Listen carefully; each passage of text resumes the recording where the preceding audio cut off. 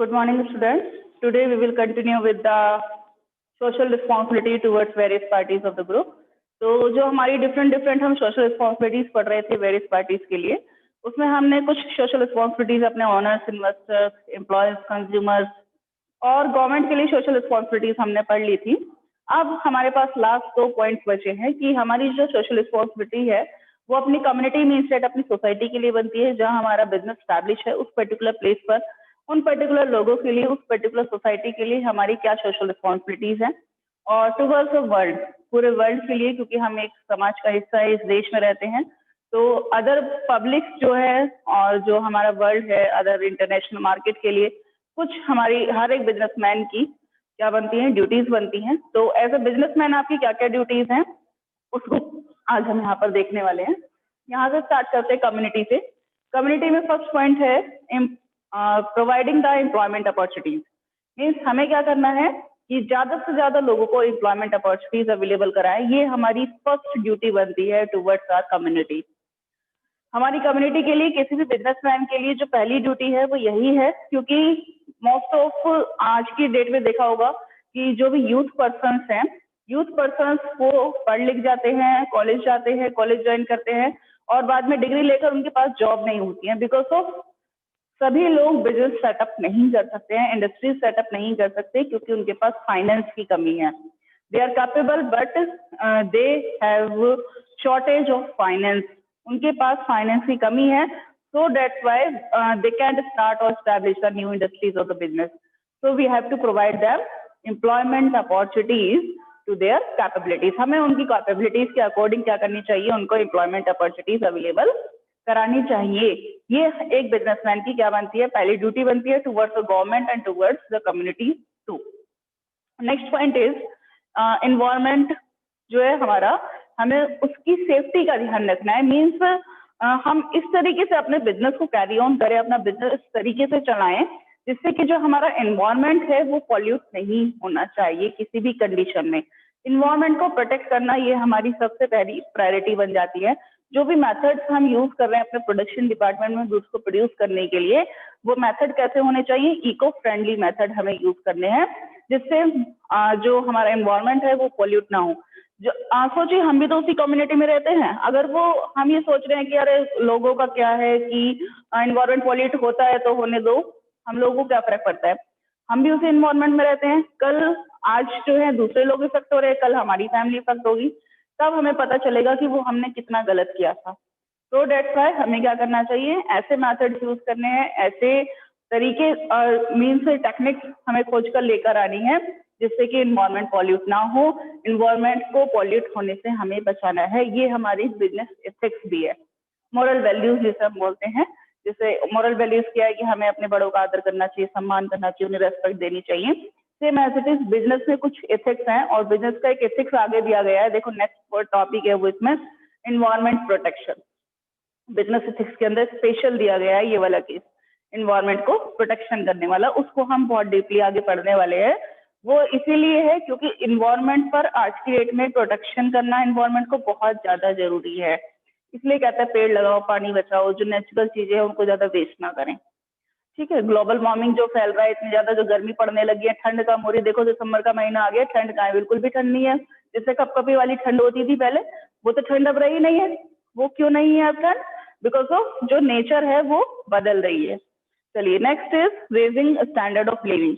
Means हमें अपनी company में इस तरह का एनवायरनमेंट क्रिएट करना है, इस तरह से लोगों को जॉब देनी है, इस अपना बिजनेस इस तरीके से कैरी ऑन करें कि हम बहुत अच्छा प्रॉफिट अर्न कर पाए, और जो अपने यहाँ पर एम्प्लॉयज और वर्कर्स वर्क कर रहे हैं उनका हम क्या कर पाए, स्टैंडर्ड ऑफ लिविंग, उनका जो रहन सहन का तरीका है उसको इंक्रीज कर पाए। वो कब हो पाएगा, जब उनको अच्छी सैलरी हम पे करेंगे। सही, वो अपना स्टैंडर्ड ऑफ लिविंग इंक्रीज कर पाएंगे। जब हमारे एम्प्लॉयज का, वर्कर्स का स्टैंडर्ड ऑफ लिविंग इंक्रीज होगा तो हमारी कम्युनिटी, वो सब लोग कहाँ से आते हैं, हमारी कम्युनिटी से तो आते हैं, सोसाइटी से तो आते हैं हमारे यहाँ पर जॉब करने। तो हमारी कम्युनिटी का भी स्टैंडर्ड ऑफ लिविंग इंक्रीज होगा। हमें उनके बारे में सोचना है। धीरे धीरे हम कम्युनिटी के डेवलपमेंट के बारे में भी सोच लेंगे।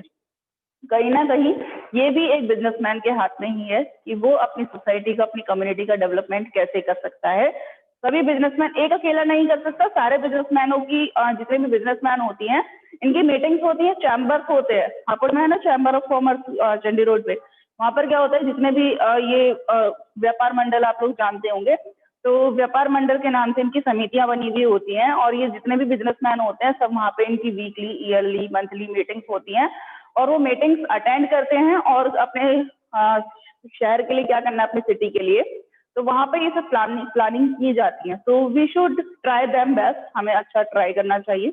नेक्स्ट पॉइंट है बेटा इसमें चैरिटी। चैरिटी भी अपनी कम्युनिटी से रिलेटेड ही है कि हमें क्या करना चाहिए, ज्यादा से ज्यादा चैरिटी करने की कोशिश करनी चाहिए अपनी कम्युनिटी में।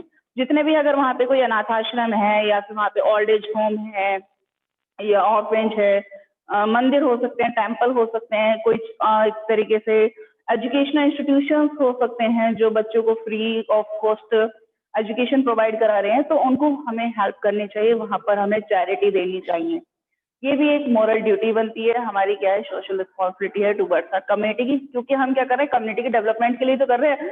वहां पर हमारी सोसाइटी के बच्चे पढ़ने आ रहे हैं या फिर हमारी सोसाइटी का ऑर्फेंज है, वहाँ के बच्चे अनाथ ना रहे, तो इसके लिए हम क्या कर रहे हैं, उनको अच्छा लिविंग ऑफ स्टैंडर्ड मिले, इसलिए हम उनको डोनेट कर रहे हैं, वहां पर कुछ डोनेशन उनको टाइम पर हम देते रहे। अच्छा, डोनेशन देने से जो हमारी प्रॉफिट है, हमारी जो मनी है, व्हाइट मनी बनी रहती है, टैक्स भी कम देना पड़ता है, इसलिए बहुत सारे लोग तो अपना टैक्स बचाने के लिए डोनेशन देते हैं। जो ये एक्टर एक्ट्रेस हम लोग देखते हैं और जो क्रिकेटर्स होते हैं, इतनी इतनी अमाउंट मंदिर में ये लोग दान देते हैं। दान जो इतनी भी अमाउंट हम ऐसे डोनेशन देते हैं तो उस पर हमें टैक्स नहीं देना पड़ता गवर्नमेंट को, तो वो टैक्स फ्री इनकम होती है।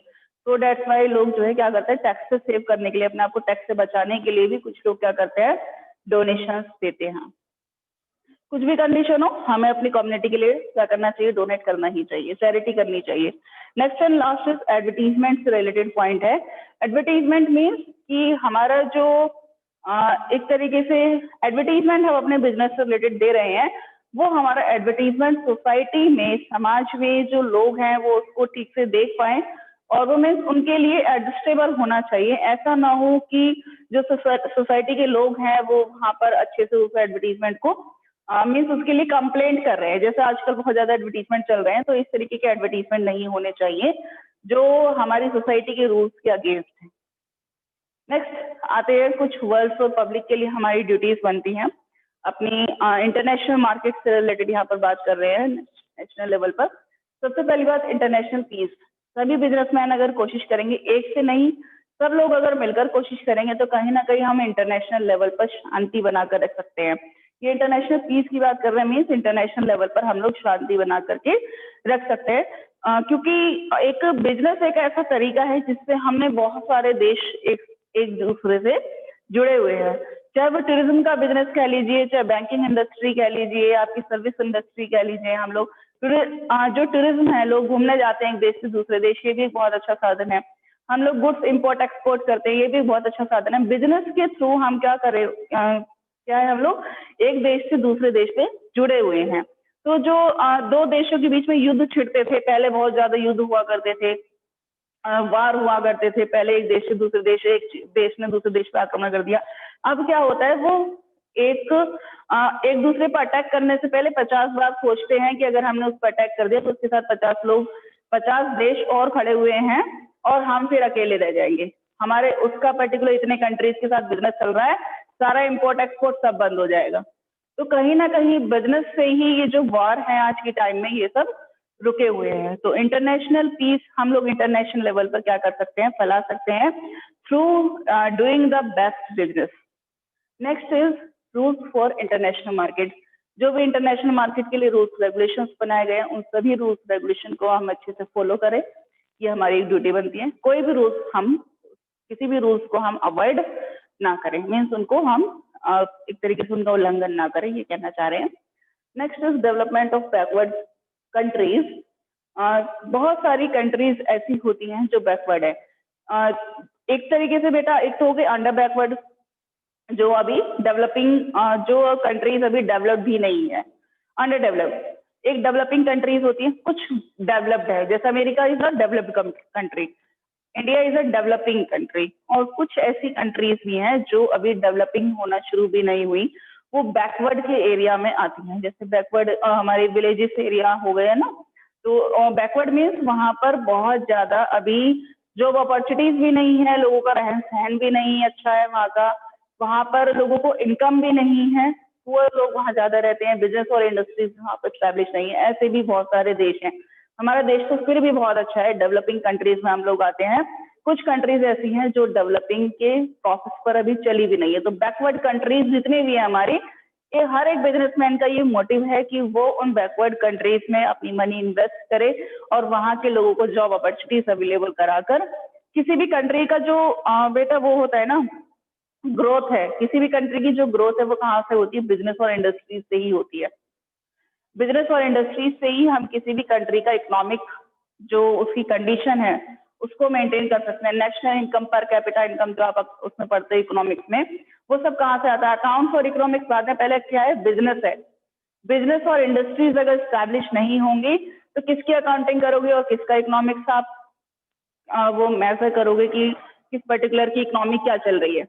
नहीं मेजर कर पाएंगे। इकोनॉमी किससे मेजर होती है? बिजनेस और इंडस्ट्रीज से मेजर होती है।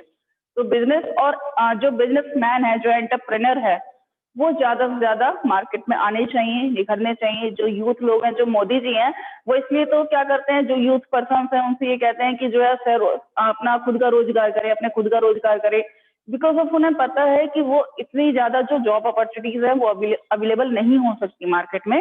तो डेट्स वाई वो लोगों को मोटिवेट करते हैं, यूथ पर्सन को मोटिवेट कर रहे हैं कि स्किल इंडिया, अपना खुद का कुछ कौशल दिखाएं और अपना खुद का कोई बिजनेस स्टार्ट करें। और जो पहले से ही बिजनेसमैन है वो अपने अगर बिजनेस का एक्सपेंशन करना चाहते हैं, ग्रोथ करना चाहते हैं, तो वो क्या करें? अदर कंट्रीज में बिजनेस को स्टैब्लिश करें जो कंट्रीज बैकवर्ड है। नेक्स्ट पॉइंट पर आते हैं, बिजनेस ऑनेस्टली। अपने बिजनेस का हमें क्या करना चाहिए? ऑनेस्टली, ईमानदारी से करना चाहिए। And the last is protection of human rights. जितने भी हमारे ह्यूमन राइट्स हैं उन सभी ह्यूमन राइट्स को हमें प्रोटेक्ट करके चलना है। एक ह्यूमन पर्सन के पास उसे जितने भी उसके राइट दिए गए हैं, ह्यूमन पर्सन के राइट मीन्स दैट जैसे सपोज कीजिए आप एक कंज्यूमर है, तो कंज्यूमर के बहुत सारे राइट्स होते हैं, जिसे हम 12th में पढ़ेंगे, कंज्यूमर प्रोटेक्शन एक्ट में होता है। तो ह्यूमन पर्सन के जितने राइट्स हैं, खुद से गुड्स चूज करने का, खुद के गुड्स पसंद करने का, तो वो सारे राइट्स हमें उनको प्रोटेक्ट करके रखने चाहिए, सारे ह्यूमन पर्सन को। मीन्स किसी भी ह्यूमन पर्सन का अपने बिजनेस करते वक्त हम किसी का इस्तेमाल ना करें, किसी का एक्सप्लॉइटेशन ना करें। वो सबसे बड़ी गलत चीज है कि किसी को हम एक्सप्लॉइट करके अपने बिजनेस में प्रॉफिट अर्न कर रहे हैं, ऐसा नहीं होना चाहिए। That is the wrong way. ठीक, आप देखते हैं बेटा, next topic is environment protection. Wait for a minute.